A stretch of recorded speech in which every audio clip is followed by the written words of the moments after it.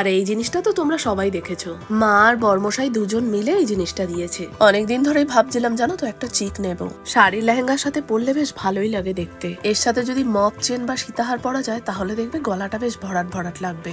চলো এটা রেখে দিই, বনু কি দিয়েছে সেটা তোমাদের দেখাই। এইরকম হালকা ঠান্ডায় পরার জন্য এই গেঞ্জিটা দিয়েছে। সামনেটা একটা চেন দিয়া থাকলে জানো তো একটু ভালো হতো। এইরকম পরি না তো কেমন কেমন যেন একটা লাগছে। কালারটা কিন্তু ভারী মিষ্টি একটা কালার, পরলে মনে হচ্ছে বেশ ভালোই লাগবে।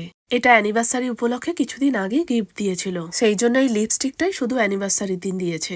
একটা কথা তোমাদের সাথে শেয়ার না করে পারলাম না, বেশ কটা দিন ধরে একটা বিষয় খুব কানে আসছে। আমাদের নাকি প্রচুর পয়সা, সেই পয়সায় ফুটানি দেখাই। আমার কথা হলো আমি তো কারো মেরে ফুটানি দেখাচ্ছি না, নিজের ইনকামের টাকা দিয়ে ফুটানি দেখাচ্ছি। তাতে মানুষের মাথা ব্যথা হয় কি কারণে আমি ঠিক বুঝে পাই না। তা তোমরা যাই বলো, ভগবান আমাকে যেমন রেখেছে আগামী দিনগুলোতে যেন তেমনই থাকি।